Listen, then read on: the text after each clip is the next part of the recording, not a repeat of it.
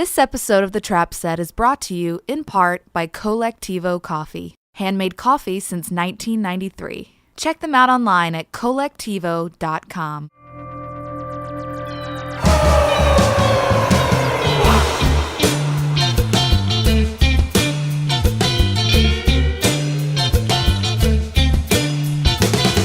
This is Joe Wong. Welcome to The Trap Set, where each week we explore the lives of drummers. I want to play something for you. 1, 2, 3, 4.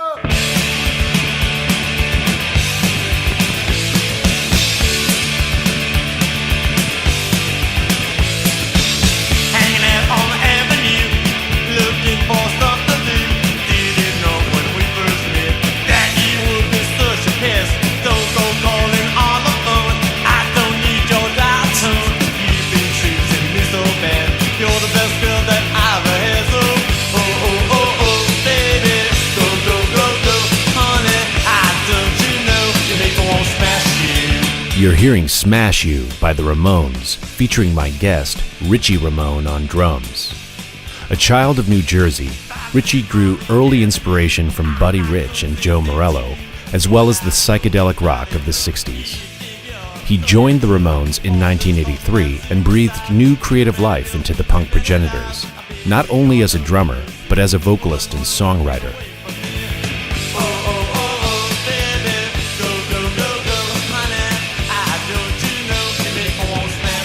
Richie left the Ramones in 1987, and in the decades that followed, his creative output slowed considerably. But in 2007, he premiered Suite for Drums and Orchestra, a big band-inspired collaboration with the Pasadena Pops. This move helped to revitalize his career, and he soon began recording and touring as a leader. He's set to release his second solo album, Cellophane, next month. And now our conversation with Richie Ramone.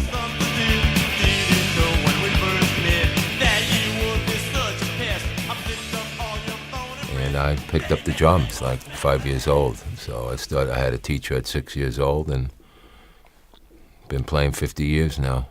Well, but you play a bunch of other instruments too.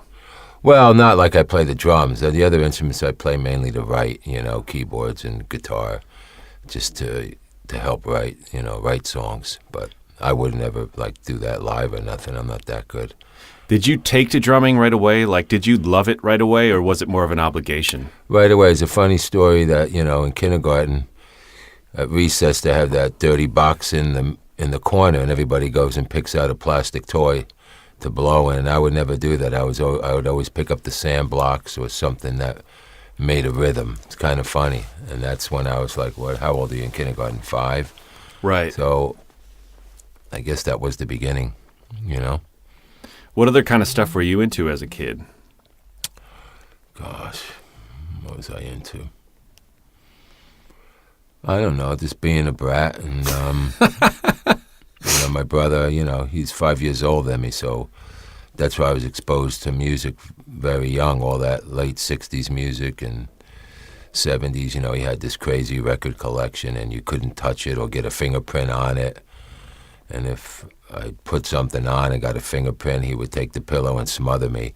To this day, I can't stand that feeling of being smothered by a yeah. pillow. I don't think many people are into that. No, it was really awful.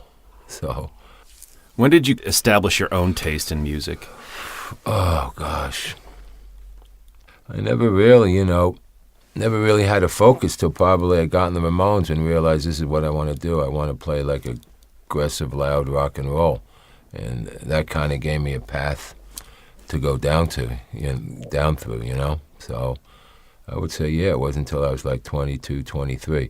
I mean, we all listened to rock, but at that time, the early 70s, it was arena rock and all kinds of weird stuff like that. But were you into any arena rock bands? Yeah, I mean, we all listened to that stuff like Yes and, those kind of bands, So, I didn't see the Ramones. I was in high school and I snuck in a club. I think I was in like 10th or 11th grade, and that's when I first saw them, in, I don't know, maybe 75 or 76. Did you take a bus or train into the city and sneak in? No, they were played in New Jersey, Dover, New Jersey, so it wasn't far from me. and we were able to get in. I think we had, you get like fake IDs as a kid, and it was very interesting, So I wasn't, I wasn't like, I didn't have, the record or anything, the first record. That was the first time I actually saw them, So it wasn't like I got in the band as being a fan, you know what I'm saying? I got in the band, it was my first national act, and I went to a blind audition. Really? Yeah. When you did first see them, what was your impression? Well, like everybody, I was like, well, what is this? I thought it was interesting, but it was definitely different than what was around at that time, Right. And, it was cool, I didn't think, oh my God, they're starting a new trend or whatever. It was just, I get the reason I went there, I guess, because I read or saw some things about them. My memory's a little foggy from back then. So, what other kind of stuff were you into at the time? Like, were you a good student? Were you getting into trouble? I was a good student, I always, I never got left back or nothing like that, except when I was a senior.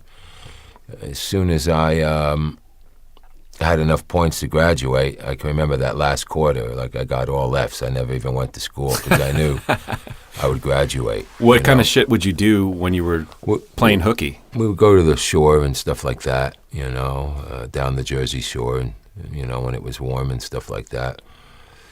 I would, I don't know. That did a lot of bad things. Like what? Like what? I don't know. I mean, that was a time like we was, smoking and drinking. I used to like drink before I went into class. Like, we'd get drunk in the parking lot at school at 7 a.m., things like that, and then go to school. It was really crazy. Seemed like more like the Wild West back then. It seems everything is like really different now, with the media and, the internet and all that stuff. Back then, you could kind of do whatever you wanted and say whatever you want without really getting in trouble.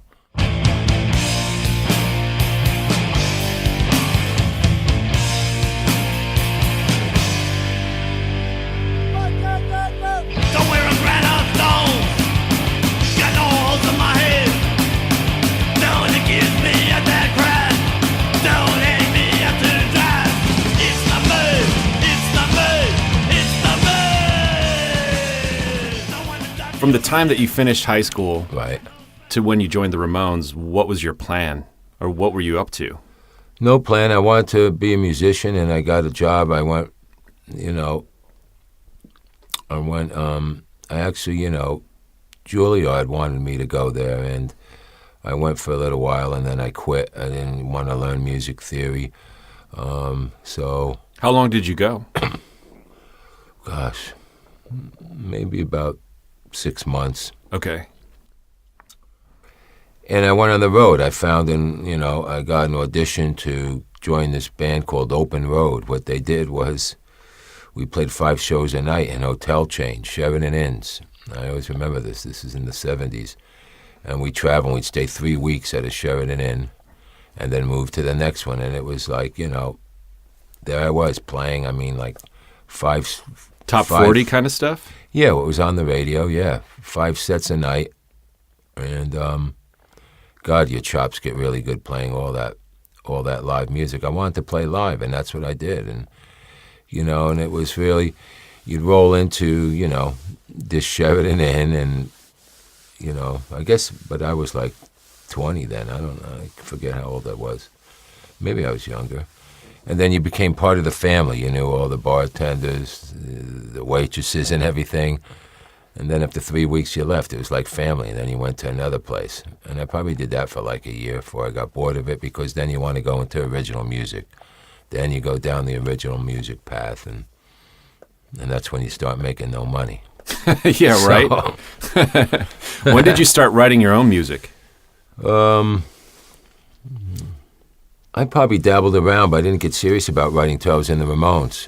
Joey was very encouraging, and, he said, you should write and sing more and all that stuff, and that's when I really started writing,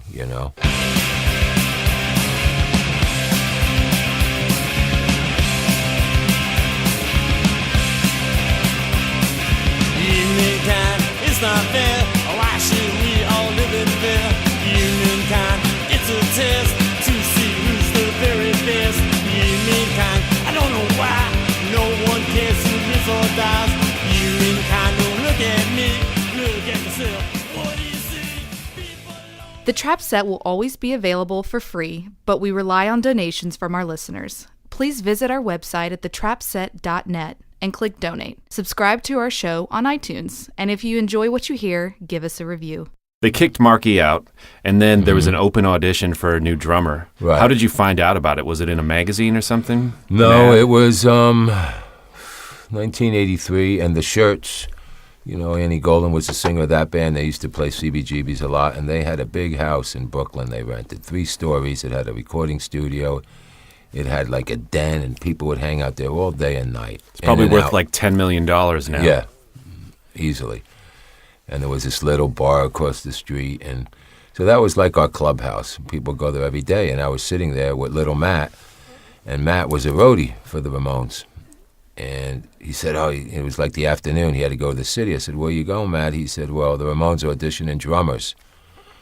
And I was like, well, tell them, you know, put my name in there, you know, tell them. And that was it. The next week I got a call from Monty, the tour manager, and the rest is history. I went down there, went to an audition, went to another one, and that was it. So 3 auditions. Yeah, probably at least 3. Well, it's funny. I was in that band 3 months before I was already gigging before they said you're in the band. It was really funny. Right. You know. Trial by fire.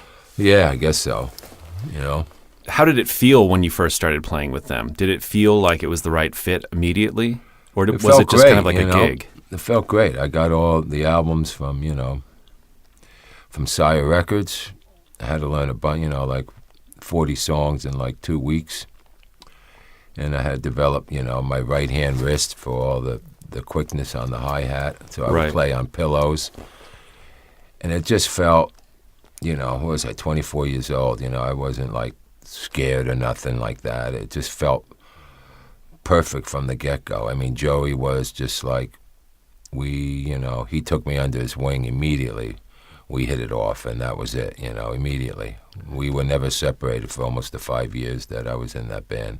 Tell me about how it worked. Like, when you joined the Ramones, it was already established, but Joey took you under his wing. He encouraged you to write. He encouraged you to sing your own tunes. Yeah, we hung out all the time.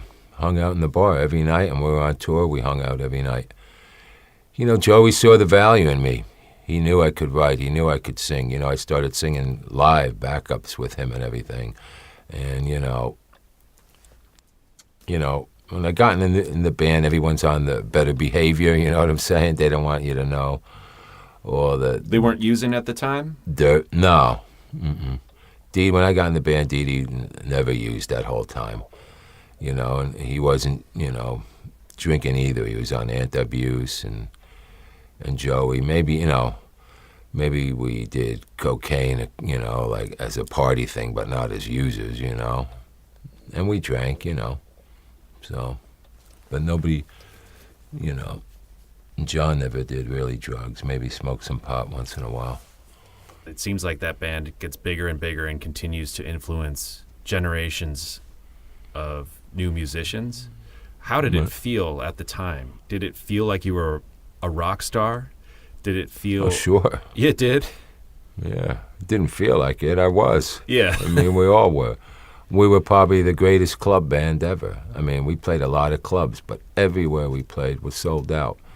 I mean, and then we go to South America, we'd have huge audiences, Or we'd come here and we play to like 5,000 people, and New York, stuff like that. And we played the Pier in New York City, when they had the Pier. And then when you go to smaller towns, they were very wise at what room to get, so that there'd still be 30 people waiting to get in who couldn't get in. So that excitement was, was amazing. It was, there I was, I didn't have to think, do anything. Had that road manager just point me, tell me what to do. I didn't have to do anything, Now it's different, we do a lot of things, and we drive, and we have people who drive us, but, it's more...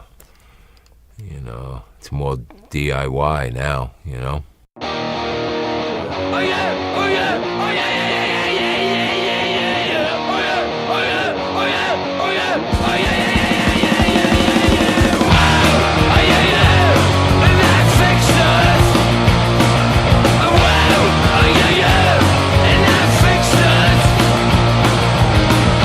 a kid sitting on the street, just looking for something to eat. Whoa, yeah, I fixed it. In 87, you left the band. Right. Why? Over, a lot of arguments over, I wanted a cut of the merchandise money. Were you splitting the live receipts, like, between all the band members? No, I was just a salary guy. You were a salary guy. Yeah. So when they started using my image on T-shirts and... Did you get publishing on the songs you wrote for the band? Publishing.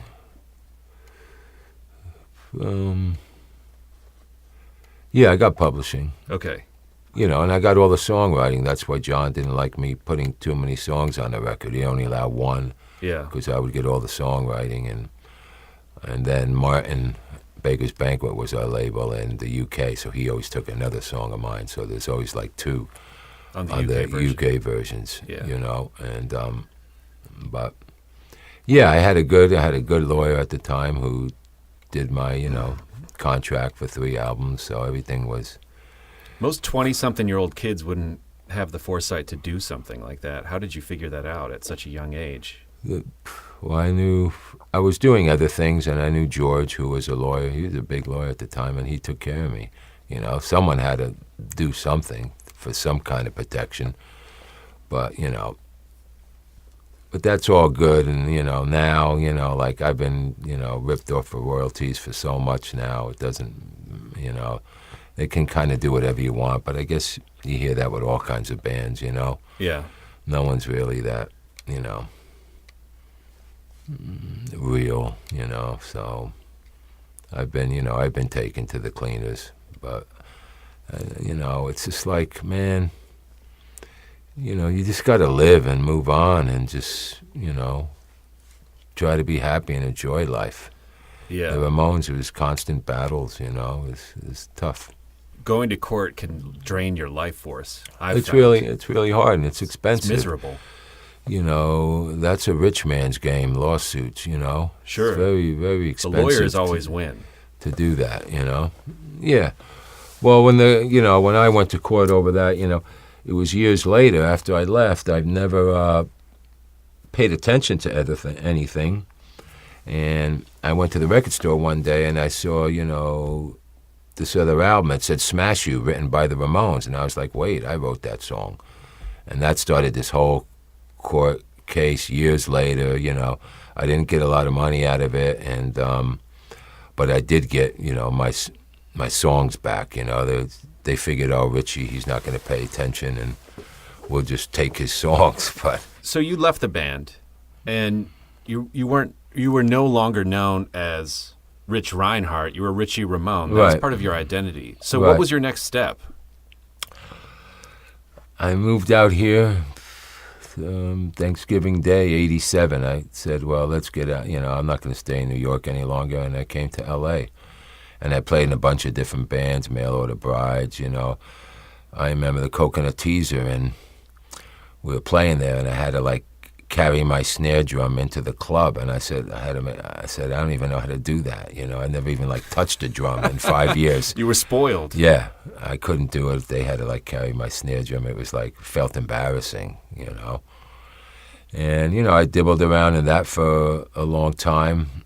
And then I just stopped. I just said, I've had enough. A few years of just playing. I stopped. I stopped playing for 10 years. I really didn't do anything. How did you make a living during that time? I didn't. I lived off of people. Okay. So. Friends, girlfriends, that kind of thing? Yeah. Mm-hmm. When was that? The 90s? Yeah, somewhere in the 90s. Probably 93. I remember, that late 80s being in L.A. before the scene moved to Seattle. Right. It was a great time, 88, 89, every night, you go to a different club and it was everybody. Tuesday, I think, was the Cat House. Wednesday, you went there. Thursday up Ordners. It was like a really cool scene here. And as soon as, the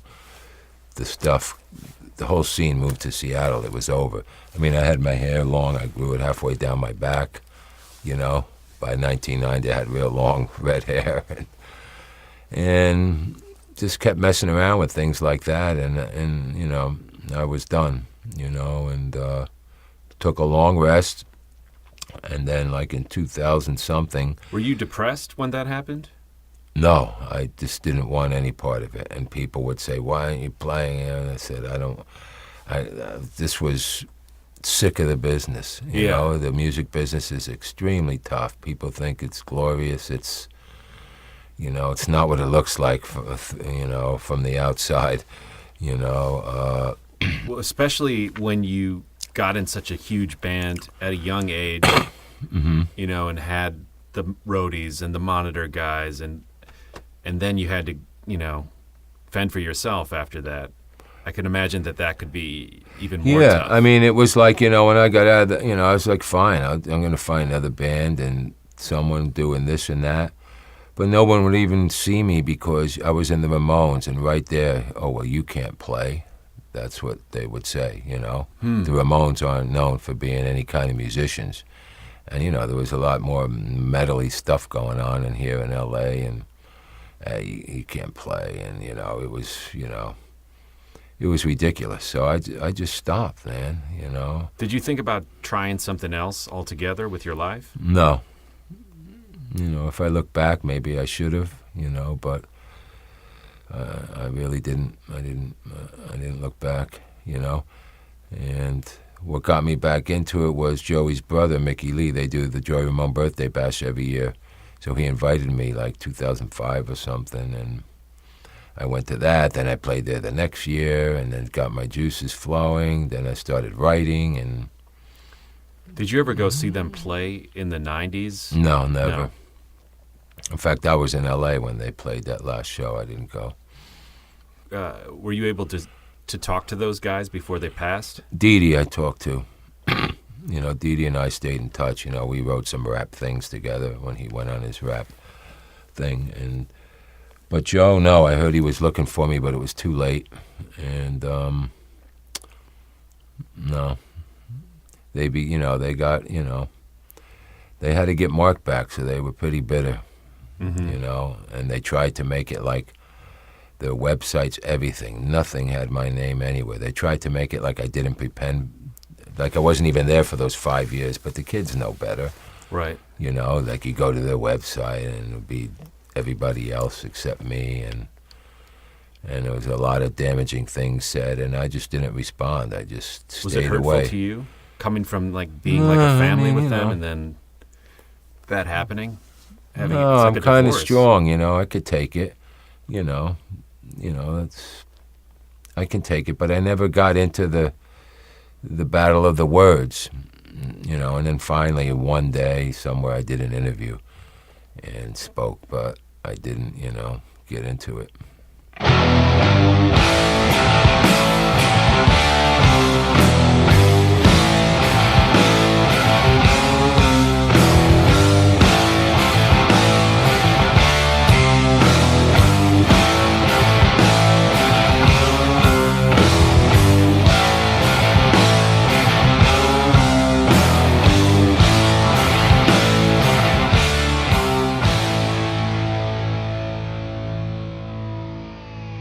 Did you ever have kids? No. Did you ever get married? Yes, 21 years, and now divorced. That's a whole nother story, but... When did you get divorced? 2009. Okay. So, yeah. That's another thing you never want to go through again. But having no kids kind of saved me. Yeah. And a little bit, but... It's tough. So that kind of happened around the time when you were revitalizing as an artist. You were going through this divorce, too. That was before I made my first solo record. It was doing the bashes, and when I did the symphony stuff, that was around that time. And I was living in Scottsdale, Arizona at the time. That's the last place I would expect to see one of the Ramones, Scottsdale, Arizona. Well, I like to play golf, and there's plenty of golf there, and But I think I only lasted there like 2.5 years, and I couldn't stand it anymore. You know, just couldn't take it. The police are so terrible there, you know. They're just... It's basically a giant strip mall and a giant golf course combined. Right. Well, Scottsdale has some good thing, but there's really not much culture there and anything, and I like it warm. I don't like the snow belt anymore, you know. Yeah. Like, I like 80 every day. If it's not 80, it's too cold for me. So, but there is a 115, so it's a difference, you know. Yeah. It's a big difference. It's dry. You kept your house at 80, which is odd, and you'd come in and it'd be like a refrigerator in there. But was it like emotionally confusing to be coming into your own again as an artist and thinking about playing with the symphony and making a record potentially as your marriage was falling apart? no, because I wasn't thinking about a record in 2009. Okay. You know, I wasn't even writing for the record at that point. But I did do, you know, I only did like a handful of the symphony gigs. And I forget what year that was, maybe 2007. Yeah. But Let's talk about how that came about. yeah, that was kind of my rebirth, you know. When I came back, I did the bashes, but I said, well, I'm going to do something cool. And, you know, I always thought of Buddy, and I said, I met this guy, Ron Abel, who was a keyboard player, and we, together, you know, we did an arrangement of West Side Story. Why? Because West Side Story is kind of cool. It's about teenage rebellion and everything, and everybody knows the songs. And we did this whole score of this, like 10 songs in this 18-minute piece. And Rachel Warby... Did you ever see that show on Broadway when you were a kid? No. Rachel Warby was the conductor of the Pasadena Pops. He knew her. And I remember I had the rolling electronic pads because I didn't have a studio, so that's what I would play on with a little speaker. And I would take him to his house, and it would all be... We'd work the songs around different drum beats. And we said, okay, well, we got to go audition it for Rachel. So we went to her condo in Pasadena, and there were like 10 people sitting there. And he's playing the piano, and I'm playing the drums. That's it. And went through this whole piece. And like, when we got done, they went crazy, and she booked me 3 nights at Descanso Gardens, which was like, I drove home crying. It was so amazing. Because that was like, you know, wow, I got to really, really drum there, not just being a rock drummer, you know. That's like totally going off in 5/4 time signatures, and that was it. But, you know, and then I did something in St. George, Utah, but then the economy crashed, and there was no more funding to the symphony, so that whole idea went out, you know, because it paid well. So that was during the big bust up there, and so that didn't go anywhere. So then I guess that's how I started doing this again. I don't know. But it was exciting, you know, 90-piece orchestra. And I remember in the Pasadena Pops, you know, before I come on, they wheel the whole kit. I had the white Slingerland kit. They wheeled right in front of the stage with the white piano, with the conductor, and, you know. It looks like you were really kind of pulling from that education with Joe Morello and all those guys. Everything. I mean, you got the solo. I'm not a soloist. You know, I'm not a drum soloist. I kind of hate that. But in that, just to do a little bit of that was kind of interesting for me to do it. And they loved it. And you don't really know how fast you're playing till you, like, see it back. You know, to me, it doesn't feel like anything. But the crowds went wild, and it's a new crowd. It's politicians. It's governors. It's... totally different than the rock crowd. You know, it was really cool to meet all these people, you know, from a different world. And it's something that I'd like to do again, not right now, you know, but if I stay healthy, you know, you can do that kind of forever, you know, and because it's really exciting. You know, I want to score another piece, you know, probably James Bond. I'd really like to do that. What did your parents think about all this? Very supportive. My parents were always supportive. My mother's so proud of her little Ramone boy, you know. They're still alive. They're like 85 years old, yeah. And so they're still around. So that gives me hope. Hey, if they made it to 85, maybe I'll make it there. Yeah. You know? I mean, they're definitely slowing down, and it's not the same, but they're still around. You want to still be doing this when you're 85? No, I don't think I can. Go back to Scottsdale? No. No, I don't think I'll do that. I'd like to go to Costa Rica, I think. Yeah? Retire there, yeah. My friend lives there, and it's really beautiful, and in this little town he lives in, and it's kind of nice. It's a very simple, laid-back type of vibe. He had, he sold his condo he bought it for like $150,000 in New York City, lived in it for 25 years, sold it for $900,000, and they moved down there, and that's what he's doing now. So I've been down there once or twice, and it's kind of interesting. It's all, it's all about living and trying to keep your overheads down and getting through and trying to be, happy. I'm not the most happiest guy. That's why my songs aren't very happy. But what makes you unhappy? There's nothing that per se that makes me unhappy. It's not. I can't put a finger on it. But I'm definitely more of a dark writer. Yeah. Rather than happy songs. Yeah. They just don't come out of me. It's just what it is. The classic rock in the 70s stuff, I can't, it's too dated for me, That's why I love the Ramones stuff, because it's not dated. It's great songwriting, and it lives on forever. You don't put it on and go, oh, Rock and Roll High School in 1980 or whatever. It doesn't sound like that, as opposed to other records and punk bands sound dated from that certain time, but no, in the car is where I listen to everything, but these bands that I hear in the car, if I'd go see them live, it would be like watching paint dry, That's why I like my audience who are involved. I get them involved, and they're kicking and they're jumping and they're knocking the mic and trying to knock my teeth out and pull my jewelry off. That's fun to me. I like small, intimate crowds that, I could be, the stage is only 1 foot tall and they're a foot away from me and they're pushing, and it's fun. Richie Ramone, thank you so much for doing this.